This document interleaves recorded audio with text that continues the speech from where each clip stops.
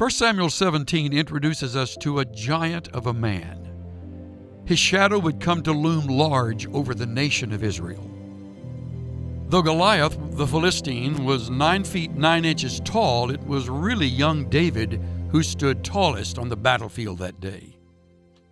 Let me read for you portions of David's victory story from the 17th chapter of 1 Samuel, so that you can have a better understanding of how you too can face and conquer the giants in your life.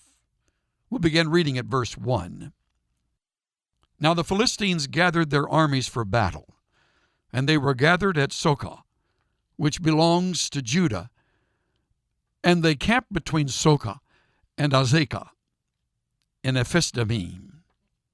Saul and the men of Israel were gathered and camped in the valley of Elah, and drew up in battle array to encounter the Philistines.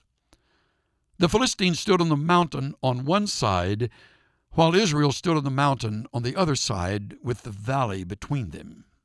Then a champion came out from the armies of the Philistines named Goliath, from Gath, whose height was 6 cubits and a span. Verse 8. He stood and shouted to the ranks of Israel, and said to them, "Why do you come out to draw up in battle array? Am I not the Philistine, and you servants of Saul? Choose a man for yourselves, and let him come down to me. If he is able to fight with me and kill me, then we will become your servants. But if I prevail against him and kill him, then you shall become our servants and serve us." Again the Philistines said, "I defy the ranks of Israel this day. Give me a man that we may fight together." When Saul and all Israel heard these words of the Philistine, they were dismayed and greatly afraid. Now David was the son of the Ephrathite of Bethlehem in Judah, whose name was Jesse, and he had 8 sons. And Jesse was old in the days of Saul, advanced in years among men. Verse 31, when the words which David spoke were heard, they told them to Saul, and he sent for him. David said to Saul, "Let no man's heart fail on account of him. Your servant will go and fight with this Philistine." Then Saul said to David, "You were not able to go against this Philistine to fight with him, for you are but a youth, while he has been a warrior from his youth." But David said to Saul, "Your servant was tending his father's sheep. When a lion or a bear came and took a lamb from the flock, I went out after him and attacked him and rescued it from his mouth. And when he rose up against me, I seized him by his beard and struck him and killed him. Your servant has killed both the lion and the bear, and this uncircumcised Philistine will be like one of them, since he has taunted the armies of the living God." And David said, "The Lord who delivered me from the paw of the lion and from the paw of the bear, he will deliver me from the hand of this Philistine." And Saul said to David, "Go, and may the Lord be with you." Verse 40. David took his stick in his hand and chose for himself 5 smooth stones from the brook, and put them in the shepherd's bag which he had, even in his pouch. And his sling was in his hand, and he approached the Philistine. Then the Philistine came on and approached David with the shield-bearer in front of him. When the Philistine looked and saw David, he disdained him, for he was but a youth and ruddy, with a handsome appearance. The Philistine said to David, "Am I a dog that you come to me with sticks?" The Philistine cursed David by his gods. The Philistine also said to David, "Come to me. I will give your flesh to the birds of the sky and the beasts of the field." Then David said to the Philistine, "You come to me with a sword, a spear, and a javelin. But I come to you in the name of the Lord of hosts, the God of the armies of Israel, whom you have taunted. This day the Lord will deliver you up into my hands, and I will strike you down and remove your head from you. And I will give the dead bodies of the army of the Philistines this day to the birds of the sky and the wild beasts of the earth, that all the earth may know that there is a God in Israel, and that all this assembly may know that the Lord does not deliver by sword or by spear, for the battle is the Lord's, and he will give you into our hands.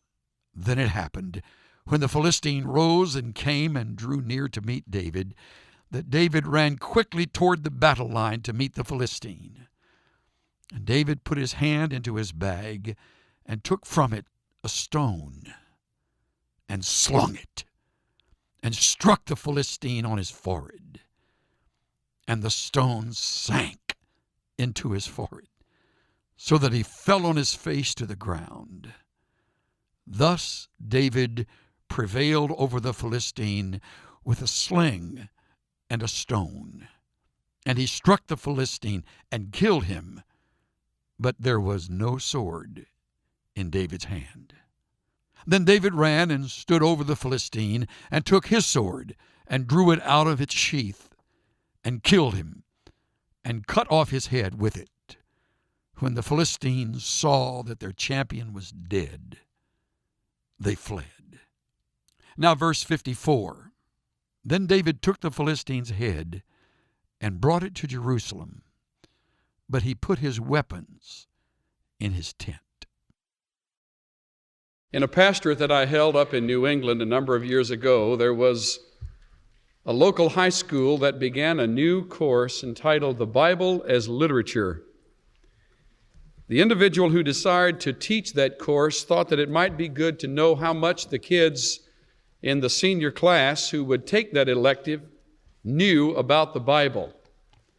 It was an incredible revelation.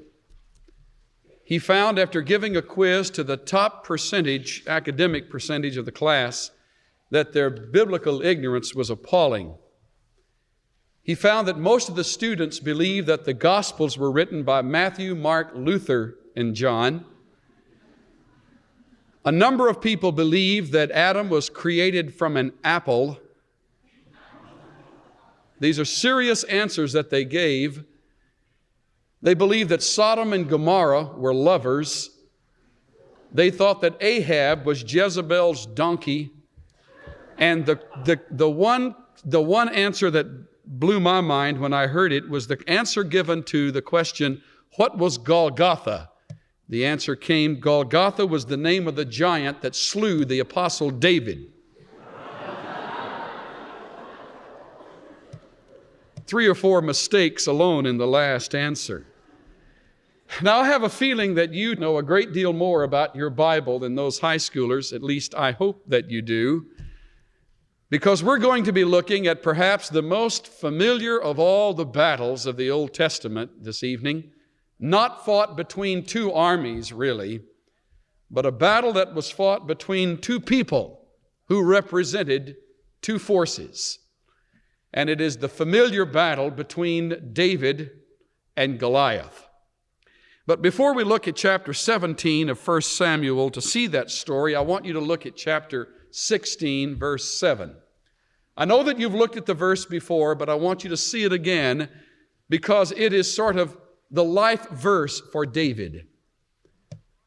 I don't think it would be a bad idea for some of us to take it as a life verse for ourselves. 1 Samuel 16, 7, but the Lord said to Samuel, do not look at his appearance or at the height of his stature, because I have rejected him. For God sees not as man sees. For man looks at the outward appearance, but the Lord looks at the heart. Literally, verse 7 reads, for man looks at the face, but the Lord looks at the heart. We, being men and women, are subject to that very problem of being impressed with or not impressed with individuals because we judge from their face.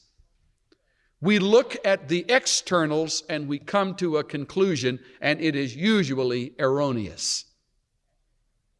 Now, if ever that verse applied, it applies in the story of David and Goliath. Goliath having all the things that would normally impress, and more than that, intimidate an individual, David began to see like God always sees, and he was not impressed and he was not intimidated. Because no matter how big the giant might be in anyone's life, God is greater than that giant. And that, I think, is what the story is going to tell us tonight. The story in chapter 17 revolves around people and events and some great truths that I don't want us to miss. We learned this morning that those three things are found in the Bible. There are two main characters and another third character that plays sort of a minor role in this drama. There is a major event that is fought at the Valley of Elah, or if you've traveled in Palestine, the Valley of the Terebinth. And the third thing that we should see is that in this passage there are some timeless principles. 4 of them I want to share as we wrap up our thoughts together. But first of all, let's take a look at the scene as it was in chapter 17. First, the battleground itself. The Philistines gathered their armies for battle, and they were gathered at Soko, which belongs to Judah. And they camped at this location, and Saul, verse 2, he's the third character, by the way, the minor role played by Saul. And Saul and the men of Israel were gathered and camped in the valley of Elah, and drew up in battle array to encounter the Philistines. Now, to get the picture in your mind, the Philistines stood on the mountain on one side, while Israel stood on the mountain on the other side, with the valley between them. Probably it would help us to understand that this valley was more like a canyon than a little valley. When we think of a valley, we probably think of an area that's rather small. But this was a vast canyon. Travelers tell us that the ancient site was probably about a mile wide, and it opened up toward the mouth of the canyon even further. There was a ravine at the bottom of the slopes that was about 10 to 12, perhaps even 15 to 20 feet wide. This little ravine where David found the pebbles for the sling. But there was this great slope to one side of half a mile perhaps, and then on the other side there was another vast slope of another half mile, stretching a full mile across. It was no small area. And bivouacked on one slope was the army of Israel, and then on the other slope, the army of the Philistines. Goliath came forth, according to verse 4, down through verse 10, including verse 16, and his size was so impressive that the writer pauses to tell us about that giant. There was a champion, verse 4, we're reading, who came out from the armies of the Philistines, named Goliath from Gath, whose height was 6 cubits and a span. Now, we don't understand what that passage means, because we don't measure things by a cubit or a span. We measure them by feet and inches. And realizing our inability to understand that distance, I brought along a little help this evening to show you how tall Goliath was. Goliath was 9 feet, 9 inches tall. There he is in all his glory. Just thought you'd like to see what it looks like to be 9 feet 9. He could jump center for Abominable State. Let's face it. He was an enormous man. By the way, I had a little interesting experience bringing this to the church this morning. As some of you know, I drive a little bug, Volkswagen, and I couldn't get this inside. And so I was in a little bit of a hurry this morning and had forgotten to plan ahead. And about 7:20, I hopped in the car and I leaned this against the side of the car, and I reached out after closing the door out through the window, and I held it outside the car like this. So I got in, put it in gear, and I was driving down here, and before long, the wind began to sort of shake it around. And I thought, that's kind of fun. And so I got up and I was doing this. And I went around the corner, slinging this thing around, and there was an officer on the corner who motioned to me and said,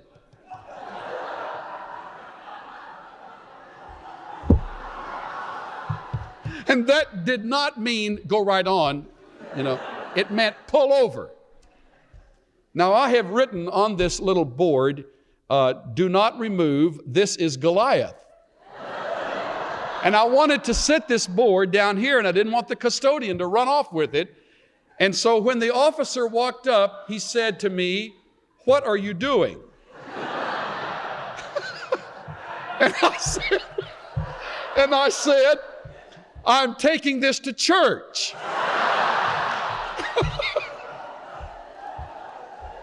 And he said, "What in the world is it?" And I said, "It is Goliath."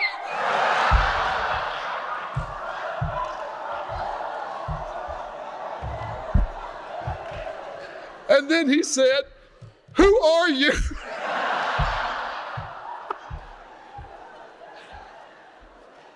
And then I said, "I am a minister."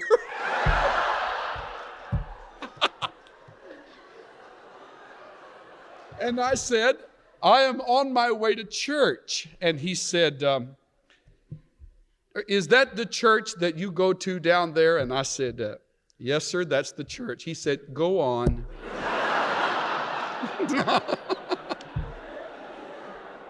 So if he is here tonight, I want to thank him for letting me come on to church and to bring this with me. I wanted you to see, and I went to all that sacrifice to get this little piece here. That's how tall, well, what does it say? 6 cubits and a span is. That's what it looks like. And if you add to that the height of his arms when he would be able to, lift them up over his head, you see what an imposing creature he was. Let's read on something about this giant. We read that he had a bronze helmet on his head. He was clothed with scale armor. We would call it a coat of mail. I understand that the Philistines garbed themselves for battle like the ancient Assyrians. They wore a heavy undergarment like canvas, and it was interlaced with ringlets of bronze. In other words, it was a coat of mail that went from the shoulders to the knee almost, to cover the body, to protect it from the blow of a club. And notice it weighed, verse 5, 5,000 shekels of bronze. If you look at that closely, you'll discover that it weighed between 175 and 200 pounds. The armor alone, the coat of mail. So he has on this helmet. He's 9 feet 9. He has a helmet on his head. He has a coat of mail that weighs perhaps almost 200 pounds. Let's read on. He had bronze greaves, which means leggings, to protect the shins, and a bronze javelin slung between his shoulders. This was an extra piece of armor or an extra weapon slung behind the neck with a strap, no doubt, to hold it. And the shaft of his spear was like a weaver's beam, and the head of the spear weighed 600 shekels of iron. That's about 20 to 25 pounds, just the head of the spear that he carried. Now, here is this massive giant with helmet, with coat of mail, leggings, the spear behind him, and the spear in his hand. And notice also that it says he had a shield carrier who walked before him. The word used for shield is the Hebrew word for the largest shield that men used in battle. It was the size of a full-grown man to protect him from the arrows of the enemy.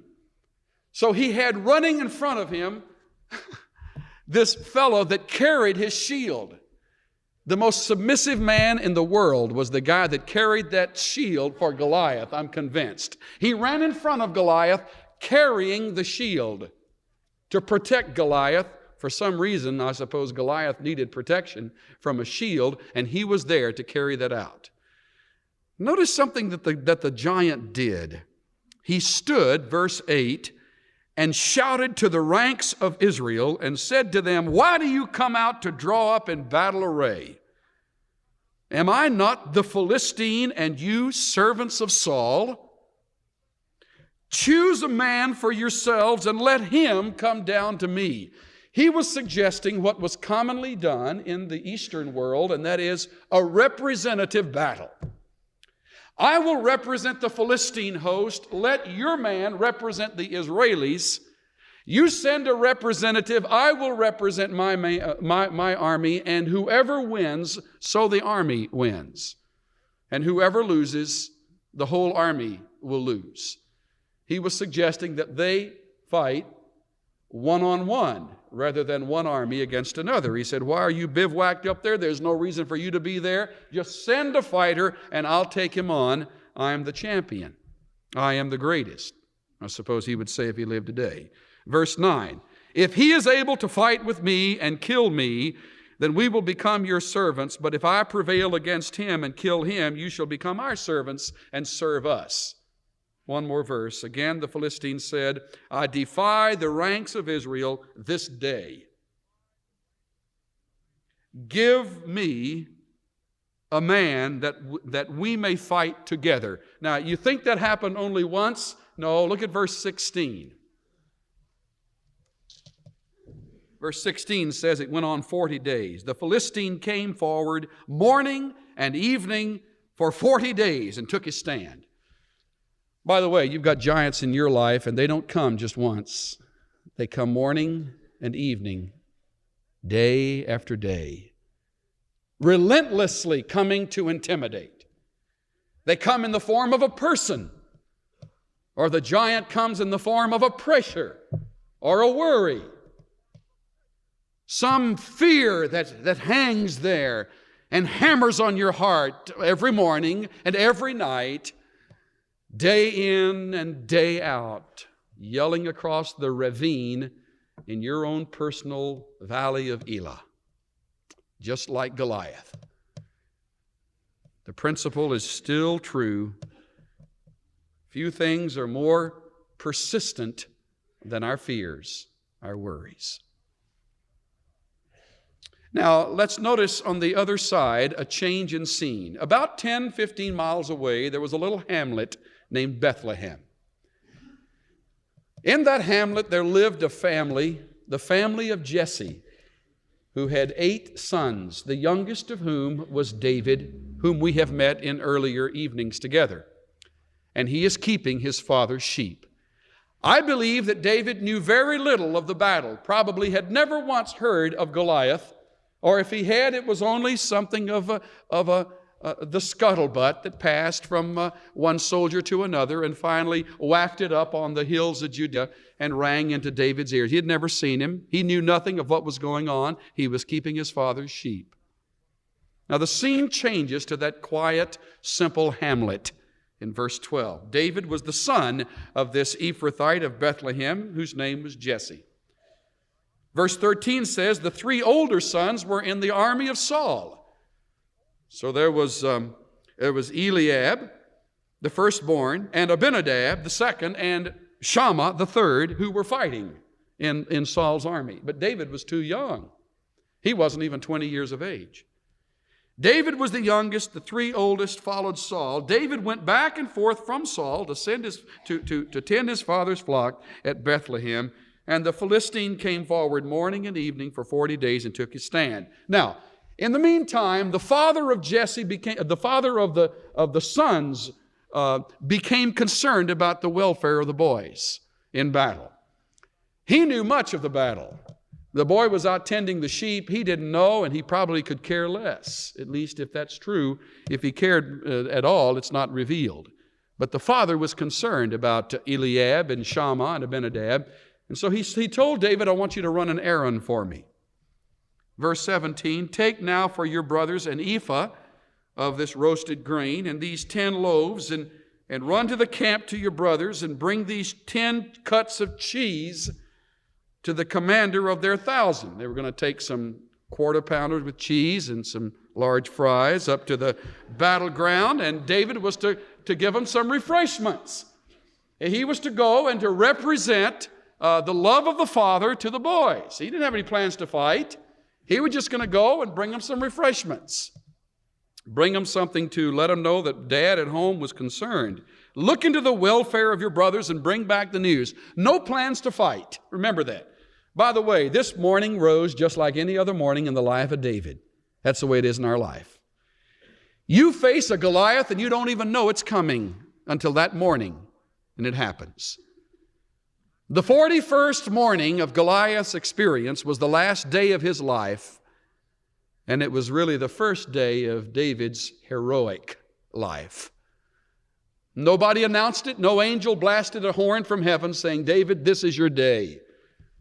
He just rose up early, says verse 20, early in the morning, and left the flock with a keeper, and took the supplies, and went as Jesse had commanded him, and he came to the circle of the camp while the army was going out in battle, shouting the war cry. So here's David. Oh, it must have been exciting. He came with the cheeseburgers, and he was ready to take them over and to present them to his brothers, and all of a sudden there was this war cry. Look at verse 21. Israel and the Philistines drew up in battle array, army against army. Well, he was watching this happen. David left his baggage in the care of the baggage keeper and ran to the battle line and entered in. He entered in order to greet his brothers. And as he was talking with them, this is neat. Behold, the champion, the Philistine from Gath, named Goliath, was coming up from the army of the Philistines, and he spoke these same words, and David heard them. Now, he's never heard them before. He's talking to Bubba, standing there, and he's talking to Shammah, and he's talking to Abinadab, and all of a sudden he hears this loud belch from across the ravine, and there's Goliath coming up. He's never seen Goliath. And here's David standing there, and all of a sudden he's alone. That's what I see in verse 26. As he was talking with them, the champion came and spoke those words, verse 24, and when all the men of Israel saw the man, they fled, for they were afraid. So here's David talking, and all of a sudden, he's all alone. He looks over there, and he looks out, and he sees this giant of a guy coming down, shouting out these defying words and cursing the God of Israel. And that made him mad. You're not supposed to talk like that about the God of Israel. And why is everybody running? Remember now, this is the 40th time you've read the story, but this is the first time it's happened to David. He's never heard of this before. And he's standing there experiencing it. Isn't it interesting how hindsight gives a lot of insight? Have you ever had a Goliath face you and 3 days later look back and say, man, I wish I'd have done such and such? That's called hindsight. And it's infallible. When you look back, you always know a better way, but at the time it happens, you sort of shoot from the hip, unless you're a David. And David had the character it took to see the present as though seeing with hindsight. What a wise young man. Unintimidated. Wow, am I impressed with David. Look at what he does. It's beautiful. Verse 26, David spoke to the men who were standing by him, saying, what will be done for the man who kills this Philistine and takes away the reproach from Israel? What's going to happen?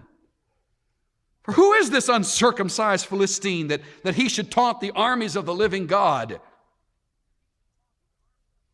The people answered with one accord, with this word, thus it will be done for the man who kills him. By the way, we missed what would be done on purpose. I want you to see that Saul had an incentive plan for killing the giant.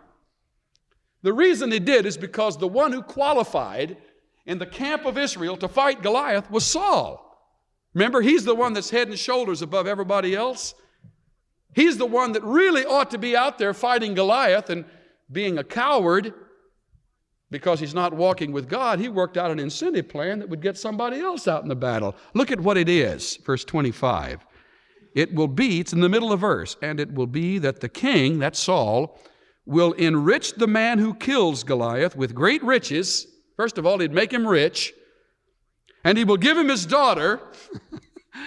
You ought to, well, later on, we'll meet his daughter. You can understand why he'd want to give her as soon as he could. Her name was Micah. What a drag. And so he would make him rich, he'd give him his daughter, and third, he'd make his father's house free in Israel. No taxes. It's the best of the three. He'd make him rich, he'd plague him with his daughter, and third, he'd give him the taxes. It'd take away all the tax problems. And so he said, look, this is what will happen, David. Listen to this incentive. All sorts of external or extrinsic motivation. That just passed right over David's ears and David's head. He was concerned intrinsically with the name of God that was being blasphemed. Who is this creature, I don't care how tall he is, that thinks he can speak of God in those terms? By the way, I don't know if you got this. It takes a little bit of concentration. But I was looking at the words in verse 8 and verse 25. I want to show you something you maybe haven't seen before. Verse 8, he stood, that's Goliath, and shouted to the ranks of Israel and said, why do you come out to draw up in battle array? Am I not the Philistine, and you servants of Saul? Choose a man for yourselves and let him come down to me. Okay? Let him come down that slope and we'll meet at the ravine. In 40 days' time, look at verse 25. Have you seen this man who is coming up? Yeah. That dummy has come across the ravine and is coming up Israel's side now. Look, he's coming up. He's on Israel territory. And David says, what's he doing on our side? He's an enemy. You see, in 40 days' time, if you tolerate a Goliath, he'll take over your territory. He'll move in your camp. He'll, in fact, take your thoughts that normally ought to be on God, and he'll put them on himself. You can't tolerate a Goliath. You kill the giants. David says, well, who is this fellow? Now, I don't know if you've had this experience, but most Christians do. When they go through a time of standing by faith, they will get flack, often from members of their own family. Look at verse 28. It's what I call the older brother syndrome. The older brother syndrome. Eliab, his oldest brother, heard when he spoke to the men, and Eliab's anger burned against David. By the way, don't forget who Eliab really is. He's the one who first walked into the house, and Samuel said, that's the king. Remember? Chapter 16. And God's put his hand on Samuel's shoulder and said, no, that's not the one. And a little later on, Eliab was standing there when the horn of oil was emptied on the head of David, and the older brother saw the younger brother chosen to be the king. Maybe you haven't had it happen in your home, but I've seen it happen in homes where the younger gets blessed above the older. It's awfully hard for the older to handle that, isn't it? Hey, is your younger brother or your younger sister used in a greater way than you? Is that a bother with you? Is that a problem? Are you applauding God, saying, thank you, Lord, for lifting up your name through the life of my brother or my sister? Isn't it hard for the older to share the glory? Eliab saw David, remembered that he had been anointed, and he got his strokes in. He said to David, oh, why have you come down? The Berkeley says, why have you really come? What is that? It's an attack on his motive. Look, David, why have you really showed up here? And then he asked the second question, which was designed to humiliate David. He said, and with whom have you left those few sheep in the wilderness? You get the slam? David, you know, you're the shepherd boy. Where did you leave those 5 sheep? Just a little subtle jab twisting the knife. Where'd you keep the few sheep? I know your insolence and the wickedness of your heart. Isn't it interesting how a person who is guilty of the very things will call those things in the life of somebody else? Who had the insolent, wicked heart? The one calling the shots. Eliab, the older brother. I know where you're coming from, he said. You've come down in order to see the battle. There's a little question in the Hebrew text as to whether it might say, you have come down to be seen in the battle. Boy, am I impressed with David. Average person would have rolled up his sleeves and used all his energy, punching his brother's lights out rather than dealing with Goliath. David just ignores him as if to say that. Look at what he says. He says, what have I done now? Was it not just a question? Hey, let's go on to bigger things. And he walks right away. By the way, we've got to know who to fight, who to leave alone. You can fight all day long if you want to, and you never will get outside the ranks of the Christians. If you don't watch it, all of your battles will be in the realm of the family of God. You've got enough Christians to give you enough flack to have all of your energy used up right inside the circle. And the enemy just waxes eloquent outside, winning victory after victory. I appreciated Pete Gilchrist's book that was written some time ago. Let's stop fighting about the Holy Spirit. Let's stop fighting with one another. Let's fight the real enemy. And he lives like a giant. And he roams the prairie of our territory. We're spinning our wheels and spending our energy on our own kind. David said, oh, just a question, let's go on. And so Saul calls him in. This is a beautiful scene. The scene changes from Eliab and David to Saul and David. Look at it. Verse 31. Now remember, Saul's the guy that doesn't want to fight, but he won't admit it. He's a phony, but he just doesn't know how to declare it. So when the words of David were told to Saul, he sent for him, and David said to Saul, let no man's heart fail on account of him. Your servant will go and fight with this Philistine. And Saul said to David, you're not able to go against this Philistine to fight with him. You're but a youth, while he's been a warrior from his youth. Remember 16:7? God is not impressed with the externals. He looks on the heart. Man is impressed with the externals. He doesn't see the heart. Saul looked at David and said, you don't have the size for it. Well, you're just a little tyke. Look at that giant. I imagine about now David was blinking and thinking, what giant? The only giant in my life is God. And that's a dwarf over there, Saul. God doesn't fight on the basis of size and intelligence. God is omnipotent. And if he's on my side, omnipotent can't lose. Saul hadn't learned that. You're not able to go up against the Philistine. And then he describes how in the past God proved himself faithful when he slew this bear and this lion. And he says in verse 37, the Lord who delivered me from the paw of the lion and the paw of the bear will deliver me from this Philistine. By the way, we forget what we ought to remember, and we remember what we ought to forget. We remember our defeats and we forget the victories. Most people can give you the book, chapter, and verse in vivid detail of the failures of their lives. But we're hard-pressed to name in the same specific way remarkable victories that God has pulled off. David says, you know why I can fight that giant, Saul? The God who gave me power over a lion and a bear will give me power over that giant. Hey, just let me at him. Unintimidated. And look at this carnal Christian, verse 37, who answers, go, and may the Lord be with you, brother. May God bless you. You know how it is. Isn't it remarkable how carnal Christians use a lot of spiritual cliches to cover up their empty life? They know all the verses. They know all the sayings. God bless you. Boy, I'm not going to go out there and fight. I think it just passed right over David's head. He was all ready to go, and Saul said, now wait a minute, David. We got to fix you up for battle. And tell me the Bible doesn't have humor. You're about ready to see some of it. Look at verse 38. Saul clothed David with his garments.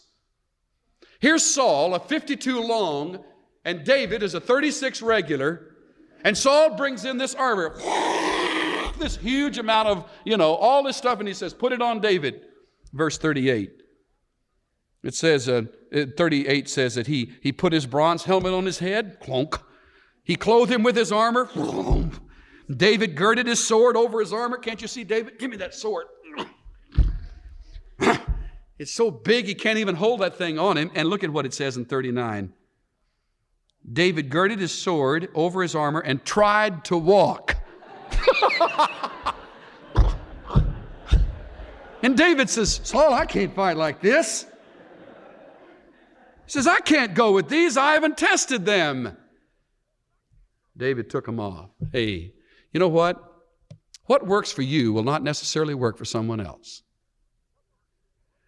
Stop trying to fit the specific clothing that works for you on someone else. God doesn't operate like that. He provides unique principles and techniques for unique people.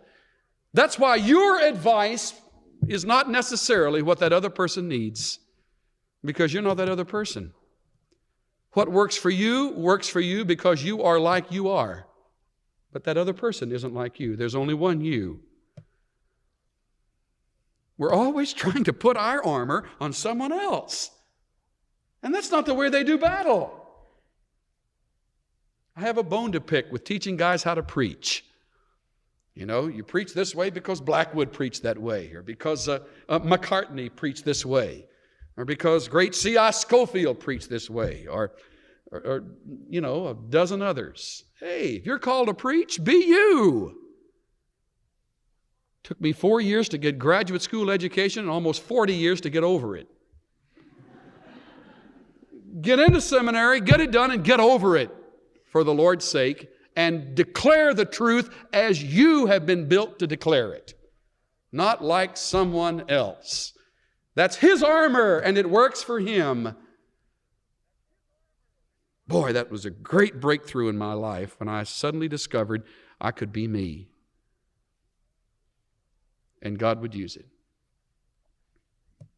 So David says, I haven't tested these. And so David took them off.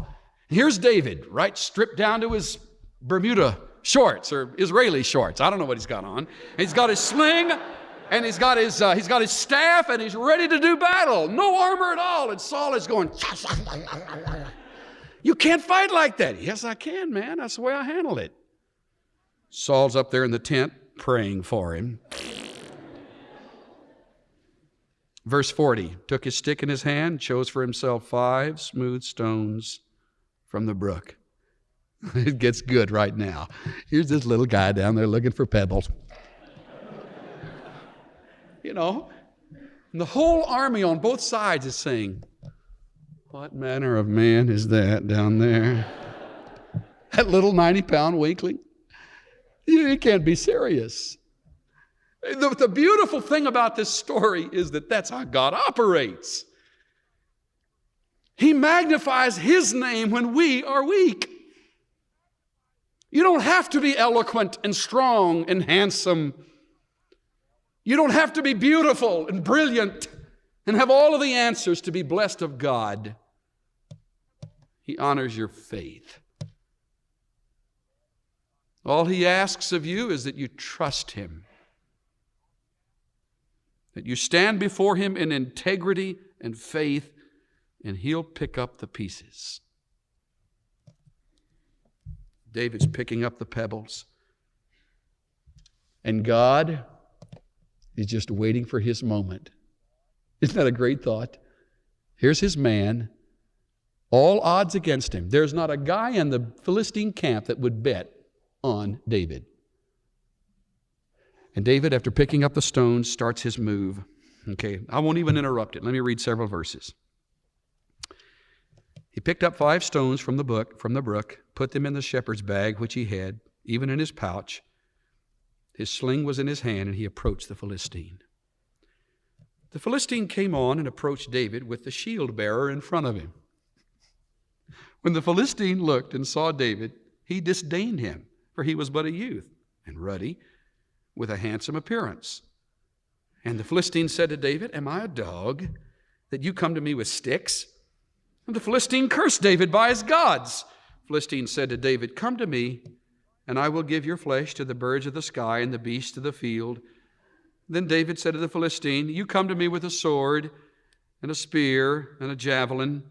I come to you in the name of the Lord of hosts, the God of the armies of Israel, whom you have taunted." By the way, it reminds me of the words of John Knox when he stood before Mary.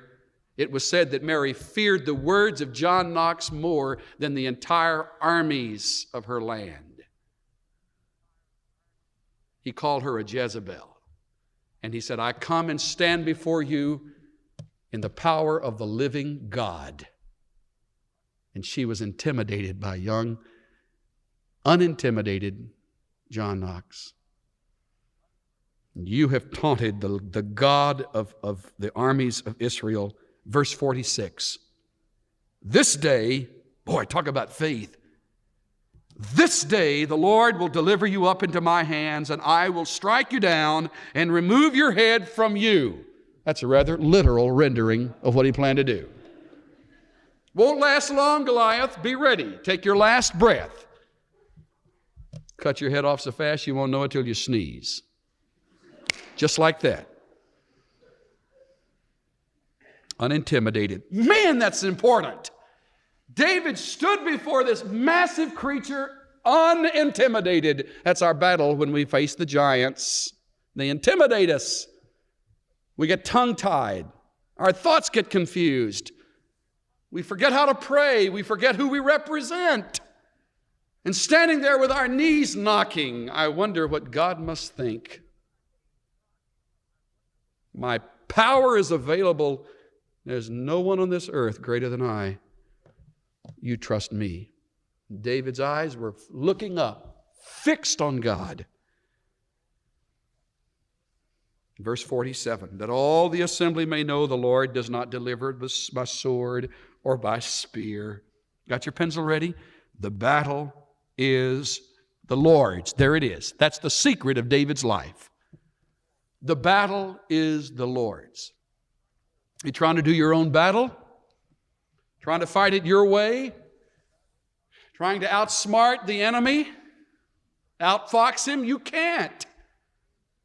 But God can. And he's saying to you, you do it my way and I'll honor you. You do it your way and you're doomed to fail. The battle is the Lord's. By the way, David lived by a very simple principle. Nothing to prove, nothing to lose. He didn't try to impress anybody in the army of Israel. He didn't try to impress his brothers. He didn't even try to impress God. He just put a stone in the sling,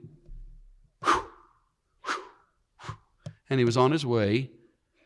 Maybe he wasn't left-handed. On his way up the hill, and there was Goliath. And look at this. Goliath didn't think as much of David as to put his helmet piece down. It was up. Mistake number one. Also that final mistake. Look at the stone. And then it happened, verse 48. Love that. Then it happened. When the Philistine rose and drew near to meet David, David ran quickly toward the battle line to meet the Philistine. He put his hand in the bag, took from it a stone, and slung it, and struck the Philistine on his forehead, and the stone sank into his forehead so that he fell on his face to the ground. Just like that.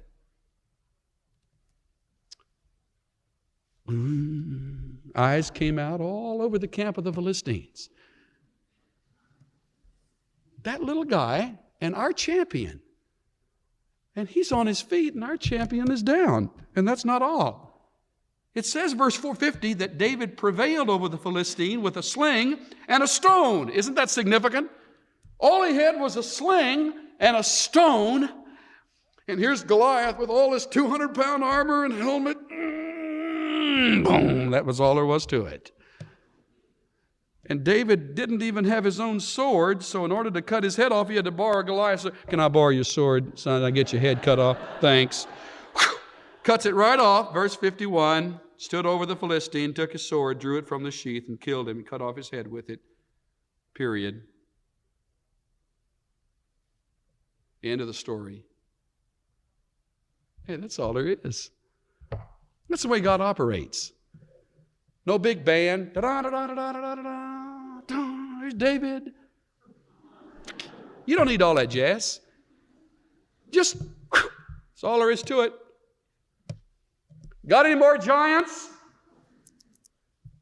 Hey, you know what? The Philistines didn't wait around to hear any questions. It says that they ran. When the Philistines saw that their champion was dead, they fled. That rhymes. Interesting, isn't it? The men of Israel and Judah rose and shouted and pursued the Philistines. Yay, let's go! And so you see these Israelis come down the mountain, back up the other side, and the Philistines are taking off. And look at the other side. The sons of the Israel returned from chasing the Philistines and plundered their camps. Well, don't miss this. 54. David took the Philistines' head, brought it to Jerusalem. That must have been neat. Walking along with the head. Great big head. But notice what he did with the weapons.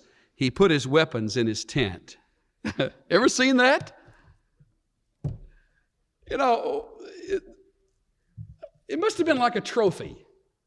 That's all I can figure out. He drags this big spear into his tent, and he leans it up against the wall. And every night he went to bed on his sleeping bag.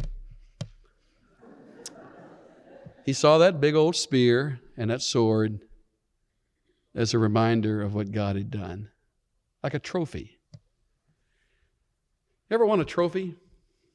Man, you guard it like crazy. You drag it all over the world after you win a trophy. You just hang on to it. You don't want anybody to take them away. David brought that weapon in, those weapons, and set them in the tent. Who knows but what he kept them with him throughout his life when he became king. Maybe he had a weapon room. He had a trophy case. The battle is the Lord's, where he kept the memories of God's victories. Where do you keep the memories? You pass over victories? What a shame. God doesn't waste victories. He doesn't have a lot of fanfare, but when he pulls something off that only he can do, he says, don't you forget that. Now, I want to address you that have the giants in your life. I want to share with you 4 principles that live on to this very day. Maybe you better write them on the back. There's not enough room in that tiny space at the bottom.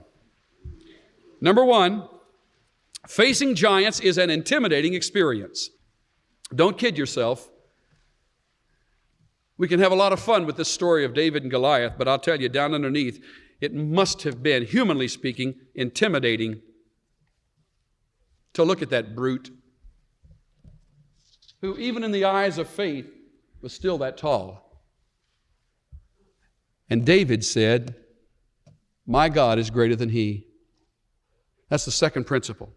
Doing battle is a lonely experience. The first one, facing giants, is an intimidating experience. Doing battle is a lonely experience. No one else can fight for you.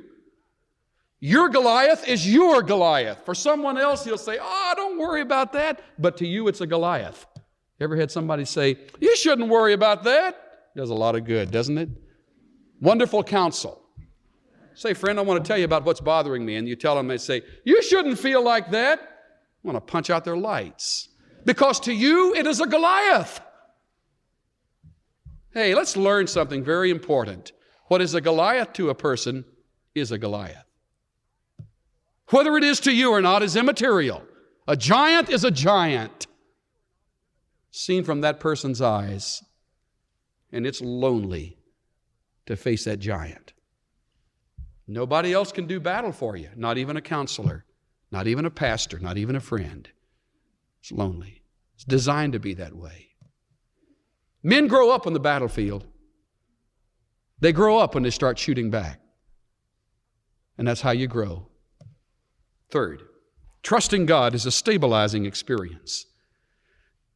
David got that sling and got that stone in it and didn't miss the mark. I'm interested to discover that he didn't have the jitters when he went into battle. He was experienced, stabilized. Trusting God is a stabilizing experience. When you have spent time on your knees before the giant, and then you face the giant, it's remarkable how stable you can be. But if you try to go in the flesh, you cannot get it done. Hands down, you'll lose. Fourth, Winning victories is a memorable experience.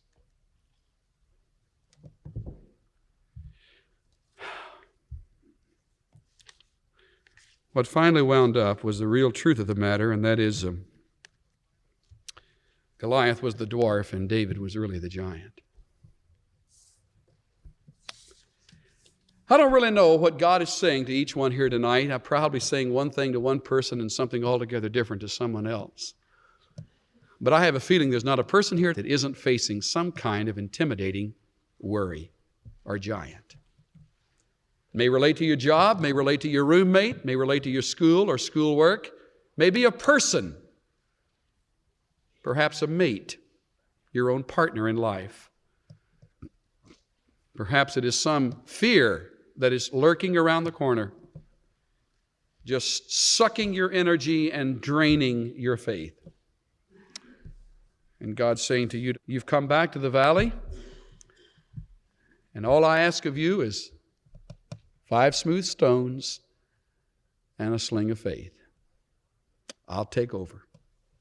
You don't have to wear somebody else's armor. You don't have to do it like somebody else says it. You just trust me. And I'll strip you down to nothing but faith, and then I'll do a victory where I get the glory. You trust me. Let's bow in prayer.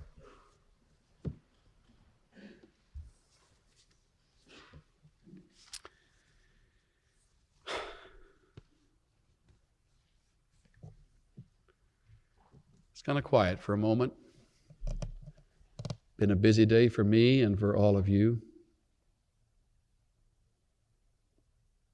You don't really know what is across the valley on Monday or Tuesday. Maybe it's not a mile across there. It might be a week, it might be a month, 2 months. Maybe you can't get a handle on what that giant is, but it's there, sort of haunting you. That alone is a giant. Just uncertain about exactly what that is that's gnawing away. But you've heard that God is able. He would never mock us, giving us the story of David, as if to say, now that can never happen to you. No, it's given for us to apply. I want you to turn over in your mind that giant, that worry. And I want you to look at that in comparison to the Lord God Himself. And I want you to say, by faith, the battle is yours, Lord. It is your battle.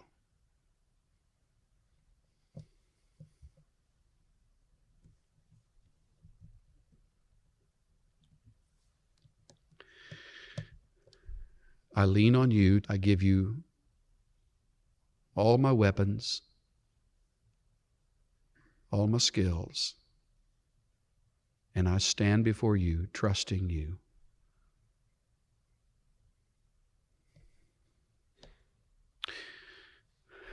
Perhaps it is out of love for us, Father, more than anything else, that causes you to bring us to an end of our own strength. Perhaps you see in us the need to trust you. And your love is so great, you will not let us live another day without turning over our arms to you. Our fears, our worries,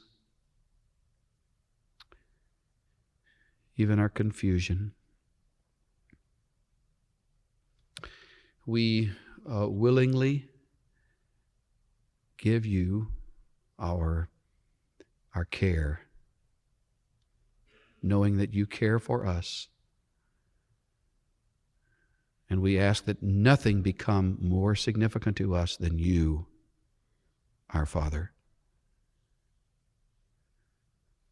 Become our everything in the Monday and Tuesday and Wednesday of this week, on into the balance of it.